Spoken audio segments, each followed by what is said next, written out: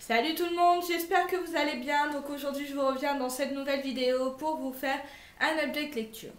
Le premier livre que je vais donc vous présenter, c'est le tome 2 des Outrepasseurs, La Reine des Neiges, de Cindy Von Wilder aux éditions Gulfstream, je ne sais pas du tout comment ça se prononce.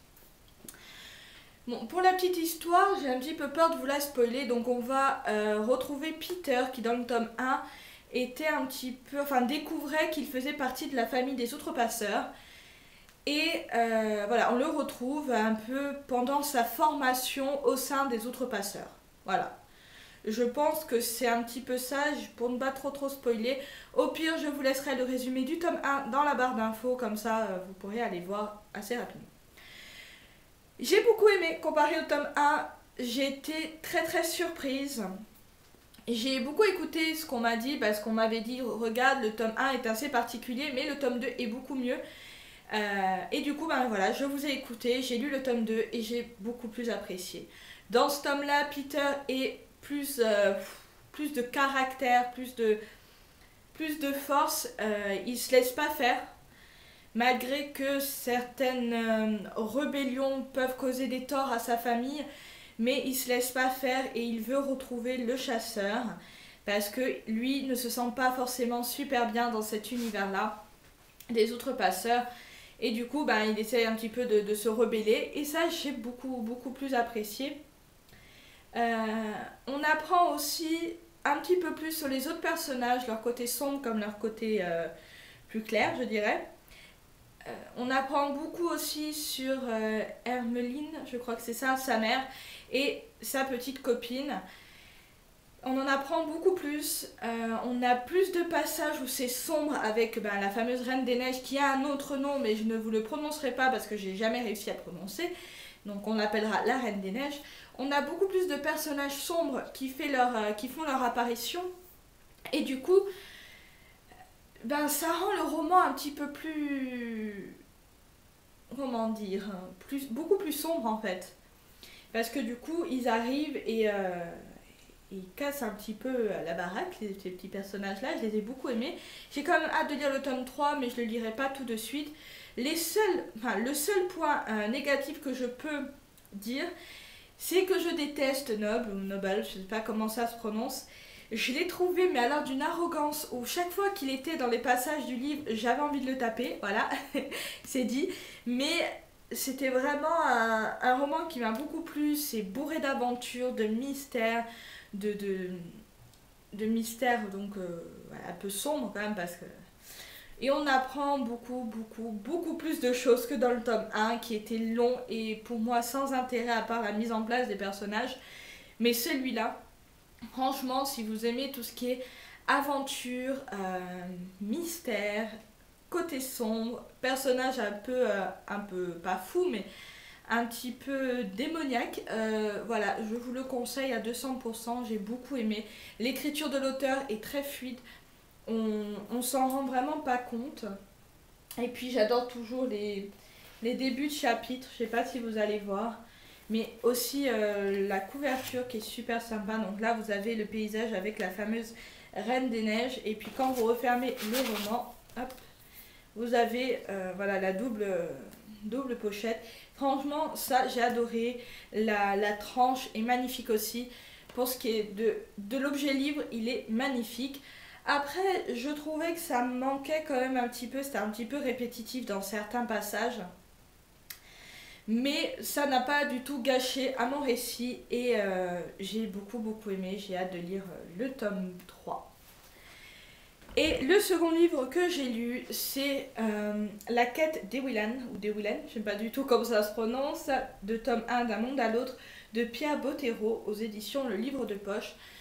J'ai été assez attristée d'apprendre que Pierre Bottero est mort, je ne sais plus en quelle année, mais il n'y a pas si longtemps que ça.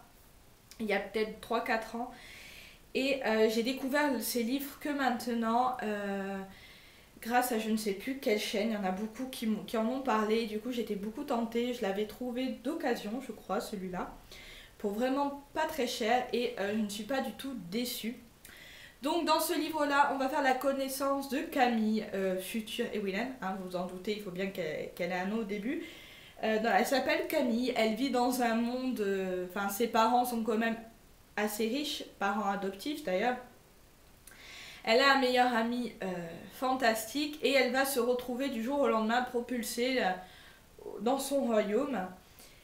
Que je sais plus le nom d'ailleurs du royaume, je sais pas si c'est marqué derrière. Non, non, non, non, c'est pas marqué. Bon, on rentre dans le royaume, hein, je sais plus du tout comment il s'appelle. Mais voilà, en gros c'est ça, il va lui arriver plein d'aventures, elle va un peu être coincée là-bas à cause de ses capacités et qu'elle ne sait pas revenir en arrière. Du coup, elle va rester là-bas et elle va apprendre plein de choses sur son ancienne vie. Et voilà, plein de petites aventures vont lui arriver et du coup, j'ai beaucoup aimé.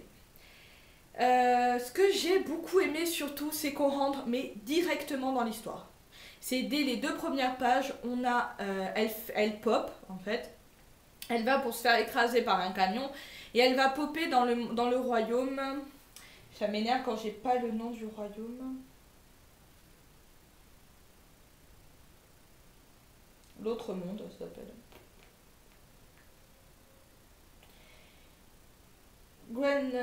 C'est peut-être Gwendalavir.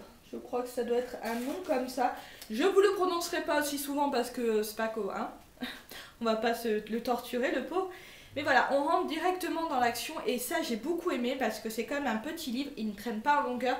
C'est dès que vous lisez, hop, elle rentre dans l'action, elle rentre dans son nouveau monde et là vous découvrez les pouvoirs qu'elle peut avoir. Et ça, franchement, c'est un point, mais alors d'une positivité énorme. J'ai beaucoup aimé aussi le genre de magie qui évolue dans cet univers-là, parce que c'est une magie basée sur le dessin.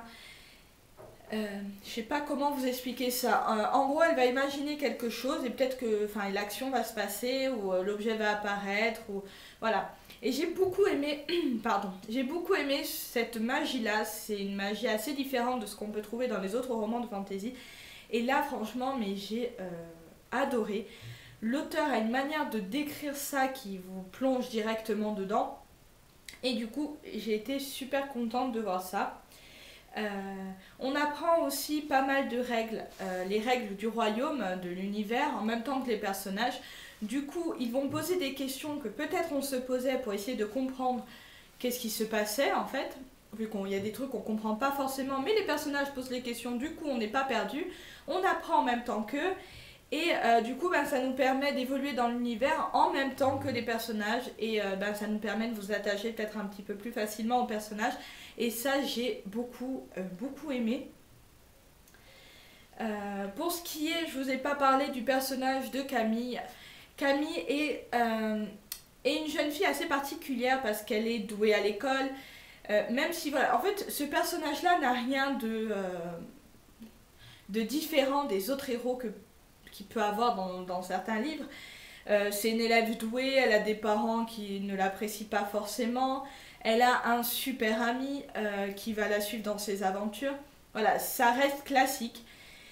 Mais on s'attache aussi très facilement à elle et il n'y a pas de souci là-dessus. L'univers est mis en place petit à petit. Donc c'est pas non plus beaucoup de renseignements qu'on a d'un coup.